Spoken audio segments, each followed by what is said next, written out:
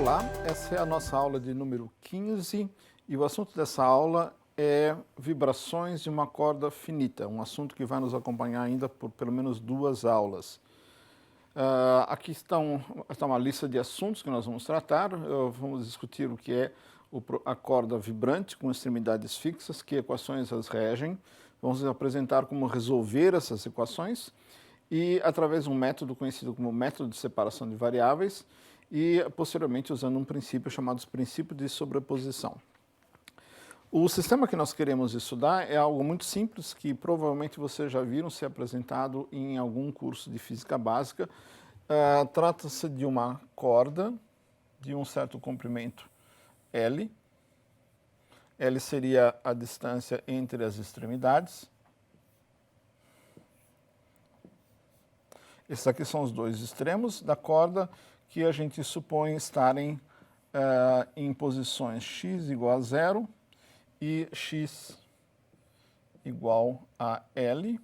E essa corda é tensionada por uma tensão horizontal, T maiúsculo, em ambas as direções.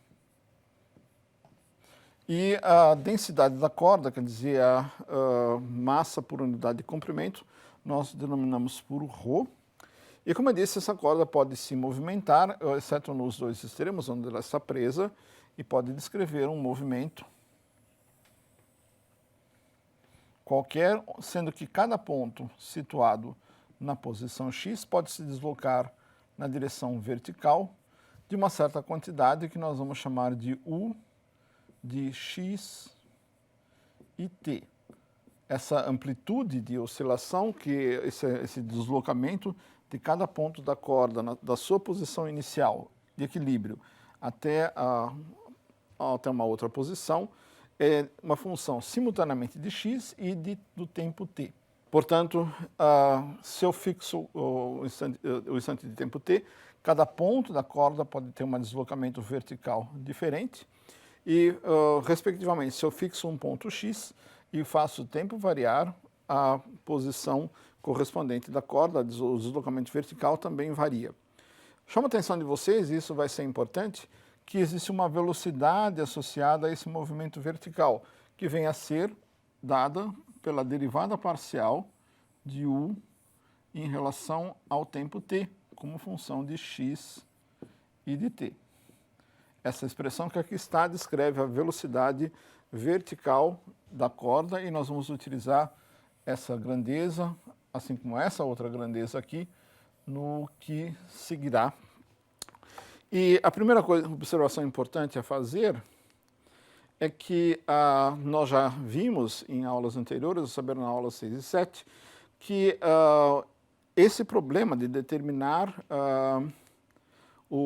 a posição U de x e t, ou seja, o deslocamento vertical da corda, é regido por uma equação de movimento, que é essa importante equação que aqui está, que é conhecida como equação de ondas em uma dimensão. E essa constante C que aqui aparece é relacionada a 2 características físicas da corda, já mencionamos isso. Uma delas é a densidade ρ da corda e outra é a tensão T, a tensão horizontal, que, como eu disse, age horizontalmente na corda. E a saber, essa constante C é dada pela raiz quadrada de t dividido por ρ. De qualquer forma, uma constante, e como nós já mencionamos, inclusive quando encontramos a solução geral dessa equação, ela tem uma interpretação muito importante. Ela representa a velocidade de propagação de ondas, de sinais, ao longo da direção x, que representam soluções dessa equação. A saber, nós vimos que a solução geral dessa equação é na forma de uma soma de 2 funções, em princípio arbitrárias, a e b, a calculada no ponto x menos ct e b calculada em x mais ct. E a interpretação disso é que, o primeiro termo, ax menos ct, representa uma onda que se propaga sem se deformar da esquerda para a direita, com velocidade c, este termo aqui, enquanto que o segundo termo representa uma onda que se propaga sem se deformar da direita para a esquerda, quer dizer, na direção oposta, também com velocidade c.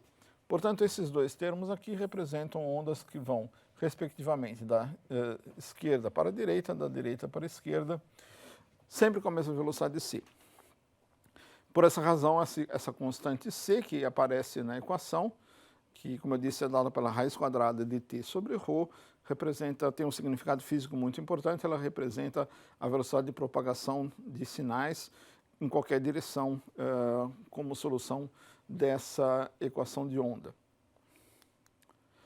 Bom, na situação que nós estamos considerando, em que a corda está presa, nós temos que impor certas condições sobre o movimento, que são chamadas de condições de contorno. As condições que nós temos que impor, e elas são muito importantes, é que a amplitude U de oscilação, na posição x igual a zero, que é no lado esquerdo da corda, é nula para todo o instante de tempo t. E, simultaneamente, vale também a imposição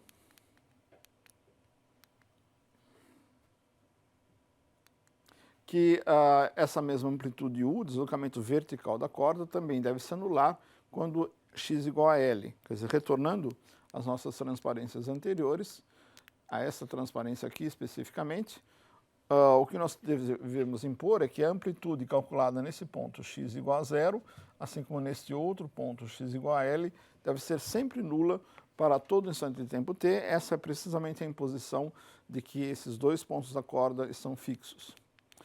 Essas imposições são bastante importantes matematicamente, como nós vamos ver ao desenvolver a solução que nós vamos apresentar já já. Chamo a atenção de vocês de uma importante nomenclatura, condições como essa, na qual o valor de uma grandeza física, no caso a amplitude U de oscilação de cada ponto da corda, é fixada nos extremos do sistema físico, no caso são os pontos x igual a 0 e L, são chamadas de condições de Dirichlet. Existem vários tipos de condições de contorno em sistemas físicos. As mais notáveis são as condições de Dirichlet, que são desse tipo. Há outras também chamadas de condições de Neumann, que nós encontraremos aqui em algumas aulas. Bom, além dessas condições de contorno, que fixam alguma restrição geométrica à solução, existem outras condições que são muito importantes de serem estabelecidas. São chamadas condições iniciais. Condições iniciais, no caso desse problema, elas fixam a posição de cada ponto da corda no instante inicial e também a sua velocidade. São condições que nos impõem que em t igual a zero, o perfil inicial da corda, ou seja, a função U de x e t nesse instante de tempo, é uma certa função U0 dada. E, ao mesmo tempo, impõe-se que a velocidade inicial de cada ponto da corda, que vem a ser dada pela derivada parcial de U em relação a t, lembre-se que nós falamos isso, a derivada parcial de U em relação a t representa a velocidade transversal da corda, ela também é fixada numa certa constante, numa certa função V0, e U0 e V0 são dados do problema. A gente fornece essas condições iniciais e deseja saber de que maneira a nossa corda vai evoluir com o tempo. Esse é o problema que nós desejamos resolver, é um tipo importantíssimo de problema de valor inicial, envolvendo condições iniciais de Dirichlet, na qual a corda é fixada nos dois extremos, e condições iniciais que são fixadas por U0 e V0. Como eu disse, o 0 representa o perfil inicial da corda no ponto x e V0 a velocidade transversal também em cada ponto x. Bom, para resolver a nossa equação diferencial, que rege o movimento desse sistema, e lembre-se que a equação a que me estou referindo é a equação de onda, esta equação 1, que aqui está. Nós vamos seguir um método muito importante e muito utilizado na resolução de equações a derivadas parciais, que é chamado método de separação das variáveis. Esse método consiste no seguinte: nós procuramos soluções particulares da equação que sejam da forma de um produto de duas funções desconhecidas em princípio, uma delas dependendo de uma das variáveis, que no caso é t, e outra delas, que eu vou chamar de u, que depende da outra variável, no caso x. Notem que nem todas as soluções da nossa equação, da equação que nós desejamos resolver com aquelas condições iniciais e de contorno são desse tipo. Mas algumas delas podem ser desse tipo e depois nós vamos depois de encontrar soluções desse tipo, nós vamos tentar encontrar soluções mais gerais do que essas, evocando o princípio de sobreposição. Mas vamos, por hora, procurar soluções daquele problema, daquela equação diferencial, que satisfaçam as condições de contorno e que sejam dessa forma. Bom, se nós inserirmos essa função, u de x e t, como um produto de uma função que só depende de t e uma outra que só depende de x, é muito fácil constatar que essas duas funções t e u têm que satisfazer essa simples relação que está escrita aqui. A equação a que eu me refiro é a equação de ondas, que aqui está. E vejam, eu procuro uma solução dessa equação u que seja na forma de um produto. Deixa eu me escrever aqui. U é igual a uma função t que só depende de t e uma função u que só depende de x. Se eu inserir uma função desse tipo nessa equação, aqui aparecerá a derivada segunda em relação a t, que vai ser a derivada segunda da função t, vezes u, porque a dependência com t está concentrada apenas na função t. E o segundo termo vai ser menos c ao quadrado, vezes a derivada parcial segunda de u em relação a x. E notem que toda dependência em x está na função u, portanto, essa derivada parcial segunda vai ser t vezes u, duas linhas. Se eu agora dividir pelo produto t vezes u, isso aqui vai ficar t, duas linhas, sobre t, igual, passando esse termo para o outro lado, porque isso aqui está sendo igualado a zero, é igual a c2, u, duas linhas, sobre u. E se eu agora passar o c ao quadrado para o outro lado, eu tenho essa relação que aqui está, que é a derivada segunda, e é precisamente isso que eu escrevi um pouco mais adiante.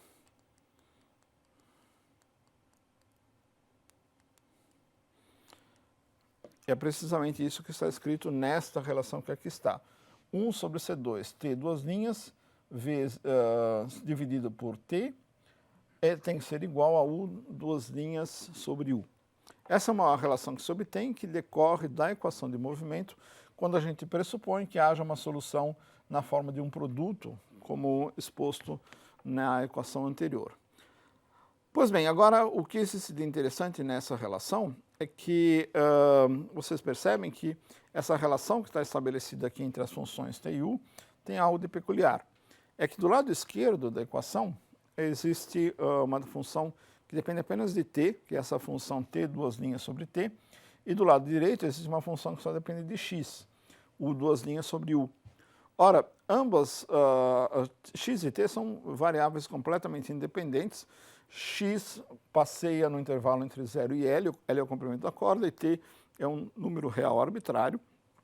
Portanto, a única maneira de uma igualdade dessas ser válida é que ambos os lados têm que ser iguais a uma constante. De outra forma, não seria possível uma igualdade dessa entre duas funções independentes que dependem de variáveis distintas.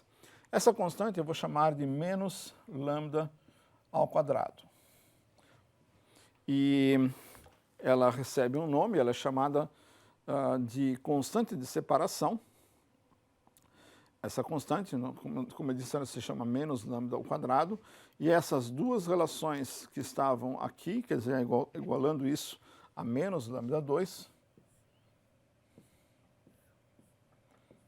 vocês percebem que isso significa dizer, por exemplo, que u, duas linhas, mais lambda 2 vezes u tem que ser igual a zero, e ao mesmo tempo que t, duas linhas, mais lambda 2, c2t, tem que ser igual a zero. Ou seja, dessa igualdade que vocês aí veem, a gente deduz esse par de equações diferenciais, uma delas envolvendo apenas a função t, que só depende de t, e a outra envolvendo só a função u, que só depende de x. São duas equações distintas, mas não completamente desacopladas, porque percebam que a constante lambda, que é uma constante desconhecida, ela vai ter que ser fixada por outros meios, e já vamos fazer isso. Essa constante lambda aparece em ambas as equações. Pois bem, nossa tarefa agora é resolver essas duas equações que aí estão, encontrando possíveis funções t e u, e de sorte que a condição de contorno que nós desejamos, que é a imposição de que em x igual a zero e em x igual a L a função u se anule, seja satisfeita. Pois bem, olhemos essa primeira equação que aqui está. Lambda, como disse, é arbitrário, por enquanto nós não sabemos o que lambda é. Lambda pode ser um número finito ou pode ser zero.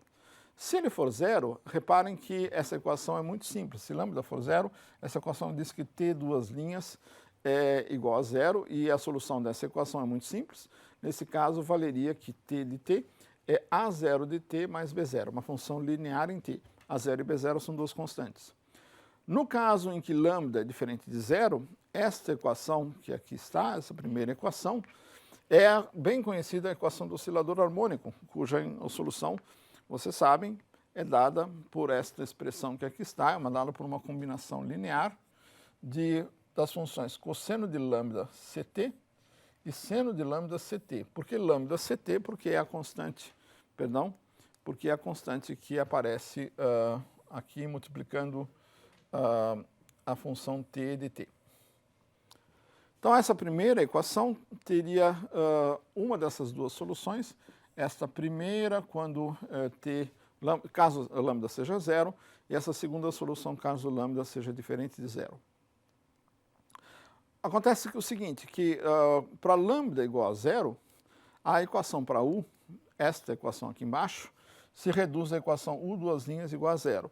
E essa solução é, de novo, uma solução, essa equação, novamente, uma equação muito simples, cuja solução é u de x igual a constante vezes x mais uma outra constante. Aqui C1 e C2 são constantes, e isso aqui é uma função linear, que é a solução geral da equação u duas linhas de x igual a zero. Ou seja, essa é a única função cuja derivada segunda é nula.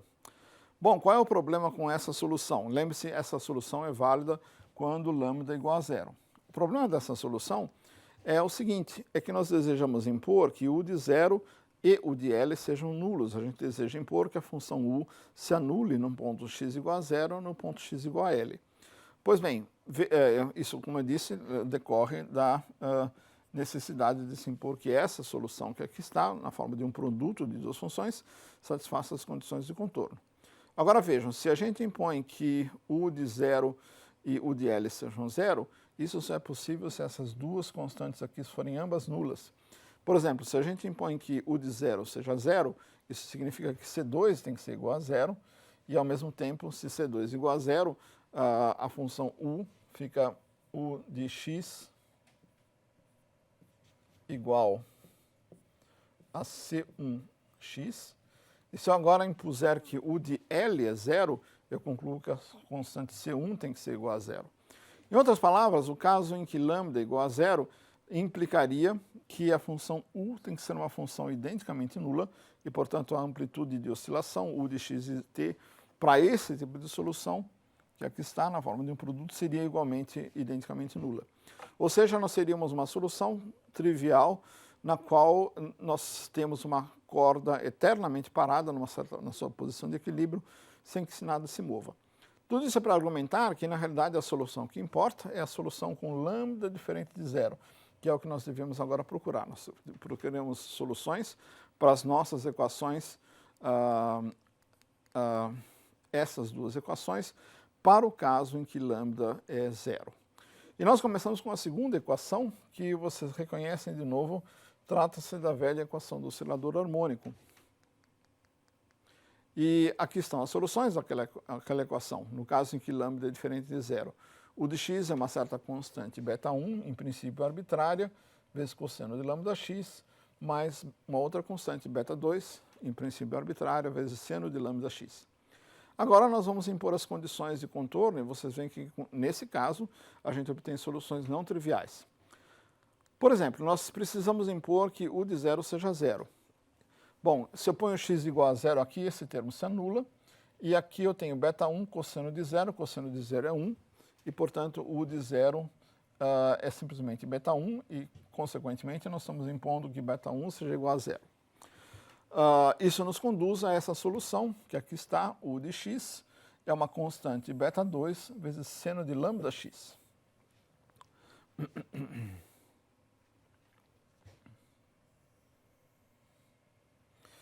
E agora, se eu impuser a segunda condição de contorno, que o de L seja zero, isso significa dizer que seno de lambda vezes L tem que ser igual a zero. E quando que isso acontece? Quando lambda vezes L é n vezes π, é um múltiplo inteiro de π.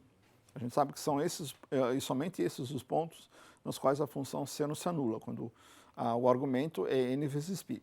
Então, a imposição de que u de zero é zero implica que lambda vezes L, que é o termo que aparece nesse argumento, tem que ser um múltiplo de π. Se nós somássemos beta 2 igual a zero, aí a função u ficaria trivial de novo e nós não teríamos nenhum movimento. Bom, qual é a conclusão então? É que a solução u da função u, que realmente nos interessa, é dada dessa forma, uma certa constante beta 2, vezes seno de nπx sobre L, onde n pode ser qualquer número inteiro, positivo ou negativo. Essas funções eu vou chamar provisoriamente de un de x para lembrar a dependência em n. Reparem que essas funções que aqui estão se anulam em x igual a zero e em x igual a L. E outra observação importante de se fazer é que, na realidade, não é necessário pegar todos os n's inteiros, porque, pela seguinte razão, quando n igual a zero, esta solução aqui é trivialmente nula, porque com n igual a zero, esse termo aqui se anula e seno de zero é zero. Por outro lado, se eu escolher valores negativos de n, a solução difere apenas por um sinal da solução correspondente com n positivo, porque lembre-se que seno de menos y é igual a menos seno de y. Então, as soluções u menos n de x são menos o n de x. Elas satisfazem essa simples relação e, portanto, elas não são independentes. Então, a gente só tem um conjunto de soluções independentes se a gente considerar n igual a 1, 2, 3, etc., ou seja, os números naturais não nulos. Não é necessário incluir nem n igual a zero, nem os valores negativos de n. Bom, então, resumindo o que nós obtivemos, aquela constante lambda, aquela constante de separação que nós introduzimos pelo método de separação de variáveis, ela não é qualquer coisa, ela só pode assumir valores desse tipo, múltiplos de π sobre L, onde n é um número inteiro, que pode ser 1, 2, 3, etc. Esses são os únicos valores da constante de separação que são aceitáveis no nosso problema. E a solução un de x é dada por isso que está expresso aqui, beta 2, que é uma constante a ser determinada ou a ser fixada, vezes nπx sobre L.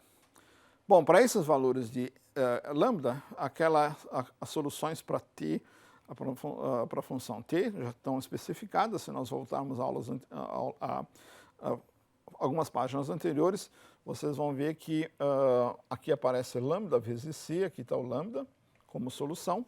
Então, elas têm que ser essa forma que vocês aí veem, uma combinação linear de senos e cossenos dessas constantes vezes t, sendo que essas constantes que aqui multiplicam são, em princípio, arbitrárias. A 1 e a 2 são funções arbitrárias.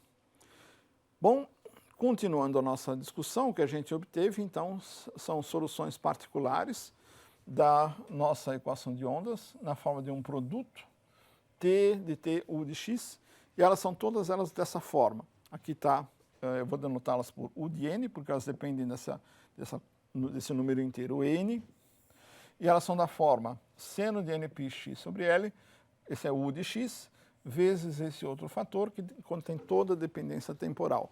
E aqui eu estou introduzindo uma grandeza importante, eu estou chamando essas frequências que aparecem aqui nessa expressão, na dependência temporal, eu estou chamando elas de ômega n. Notem que são todas elas múltiplas de uma frequência fundamental ômega 1. Essas são as soluções gerais que se obtém na nossa equação de movimento, impondo-se as condições de contorno e impondo-se que a função u seja dessa forma e satisfaça a equação de onda. Essas são soluções particulares, desculpa, eu falei gerais, mas são particulares daquela equação. Nós temos infinitas delas, uma para cada valor de n. Reparem que essas soluções, primeiro, elas se anulam em x igual a zero e em x igual a L, devido a esse fator, e para cada x fixo, devido a esse pré-fator aqui, a gente vê que são soluções em que para cada x fixo a corda exibe um movimento harmônico com frequência dada por ômega-n. Então, esses ômega-n representam a frequência de oscilação vertical de cada ponto x da corda, exceto, é claro, os extremos que são fixados. Bom, nós chegamos até esse ponto usando o método de separação de variáveis, ou seja, supondo que haja soluções particulares do nosso problema, que sejam na forma de um produto e que satisfaçam as condições de contorno. Agora, o que nós podemos fazer é evocar o princípio de sobreposição, sobre o qual nós já falamos anteriormente, e que dizia que sempre que eu tiver uma equação linear homogênea, como uma equação de ondas, que nós estamos tratando, e se eu tiver 2, 3, n soluções, eu tenho uma solução mais geral somando essas soluções. E é precisamente isso que nós vamos fazer agora. Como disse, nós encontramos infinitas soluções, todas dessa forma aqui, uma para cada m, e agora nós vamos considerar uma solução mais geral, que é a soma de todas essas soluções, dada por essa expressão que aí está. São infinitas soluções, mesmo nesse caso, a gente espera ter uma solução da nossa equação, sobrepondo todas elas. Aqui estão soluções na qual eu tenho uma soma de funções que contém um fator que só depende de t e um fator que só depende de x. E reparem que essa solução que está escrita aí, a soma de todas as soluções que nós obtivemos, satisfaz as condições de contorno. Em x igual a zero, os fatores aqui, todos eles se anulam, assim como em x igual a L. De modo que essa função, que aqui está, mesmo dada por uma série infinita, ela satisfaz as condições de contorno. Chamo a atenção de vocês que nós ainda não determinamos, isso vai ser assunto futuro, na próxima aula, essas constantes A, N e Bn. Elas aparecem aqui como constantes arbitrárias. Já já eu vou dizer a vocês como determiná-las. E chamo a atenção de vocês para algo importante, que é o seguinte, é que essa expressão fornece também facilmente a derivada parcial de u em relação a t, que lembra-se representa a velocidade transversal de cada ponto da corda. Ela é facilmente obtida simplesmente calculando termo a termo aqui a derivada parcial em relação a t. Vejam, por exemplo, a derivada parcial desse termo em relação a t é a derivada parcial de cosseno de ômega nt, que dá menos ômega n seno de ômega nt. Analogamente, esse segundo termo, a derivada parcial em relação a t, vai fornecer ômega n, que cai para fora do seno, vezes cosseno de ômega nt. Então, a gente tem, se soubermos essas constantes a n e bn, nós temos dadas também uma expressão para a derivada parcial de u em relação a t. Bom, o que nós fazemos agora? Nós precisamos encontrar uma maneira, alguma fonte de informação que nos forneça as constantes a n e bn. Nós não sabemos nada a respeito delas. É aí que entram as condições de contorno. Mas antes disso, de falar das condições de contorno, de fazer um breve comentário a respeito do seguinte. Vocês veem, talvez pela primeira vez não, nós já vimos isso em aulas anteriores, que nós temos, o que nós encontramos é uma solução expressa em termos de uma série infinita. Naturalmente, é uma série de questões matemáticas importantes. Por exemplo, uma delas diz respeito à convergência dessa série. É necessário garantir condições para que essa série, em algum sentido, seja uma série convergente. Outra coisa que é importante chamar a atenção é que, mesmo que eu obtenha AN e BN, eu posso não ser capaz de identificar essa função U, que aqui está, em termos de uma função conhecida. Não faz mal, se eu quiser fazer algum tipo de cálculo com essa solução, eu posso fazê-lo, por exemplo, somando apenas um número finito de termos, e se a série for rapidamente convergente, o que acontece se esses coeficientes AN e BN caírem rapidamente a zero, então eu teria uma aproximação muito boa à solução.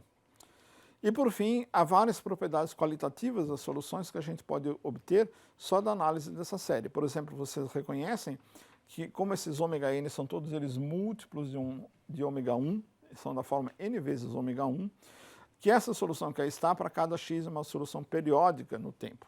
Isso aqui nada mais é do que uma expansão em série de Fourier da solução para cada x, com frequências dadas por múltiplos desses ômega n's, de ômega 1. Portanto, a gente pode utilizar aqui a teoria das séries de Fourier para concluir, por exemplo, que para cada x o movimento da corda é um movimento periódico na variável t. Agora, como eu disse a vocês, o nosso grande problema é determinar essas constantes AN e BN, e para isso nós precisamos mais algumas informações, mais alguma informação. E essa informação que está faltando, colocar são as condições iniciais. Lembre-se que nós dissemos que desejamos, no nosso problema, impor que a corda em t igual a zero tenha um certo perfil dado por uma função u0 de x, e a sua velocidade inicial de cada ponto da corda, a velocidade transversal, vertical, é dada também por uma função v0 de x. Ora, se nessa equação que aqui está eu substituo t igual a zero, vocês veem esse termo aqui se anula, sobra apenas aqui a n vezes cosseno de zero, que é a n, e a gente conclui disso que a função u0 de x tem que ser dada por esta expressão pela soma dos an seno de nx. Analogamente, se eu impuser, deixa eu voltar um pouco para trás, nesta equação que aqui está, que eu apresentei a vocês, que representa a derivada parcial de u em relação a t, se eu impuser aqui t igual a zero, este primeiro termo se anula, porque o seno é nulo, e sobra apenas bn ômega m vezes cosseno de zero, que é 1. Então, em t igual a zero, isso aqui se reduz a soma para todos os n de bm ômega n vezes o seno de nπx sobre L, que é exatamente o que vocês encontram nesta expressão que aqui está. Então, a validade daquela solução em série implicaria que nós deveríamos ter U0 e V0 dada por essas duas expressões que aí estão. E a questão que se coloca agora é como é que eu faço para, dado o zero, determinar as constantes AN e, respectivamente, dado o V0, a determinar as constantes BN. Esse é o grande problema que se coloca para nós agora.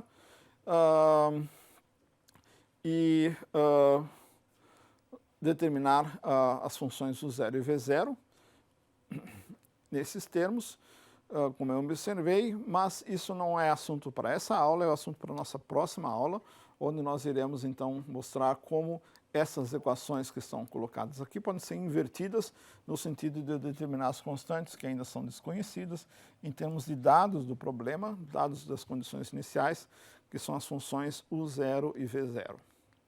Esse é o assunto na nossa próxima aula e, resumindo, o que nós vimos nessa aula é que nós utilizamos o método de separação de variáveis e o princípio de sobreposição para obter uma solução em forma de série infinita para a equação de ondas em uma dimensão sujeita a condições de Dirichlet em um intervalo finito 0L, que descreve a corda vibrante com comprimento L e extremos fixos. Esse é o nosso assunto da próxima aula, será então uma continuação dessa discussão no qual as constantes AN e BN serão determinadas.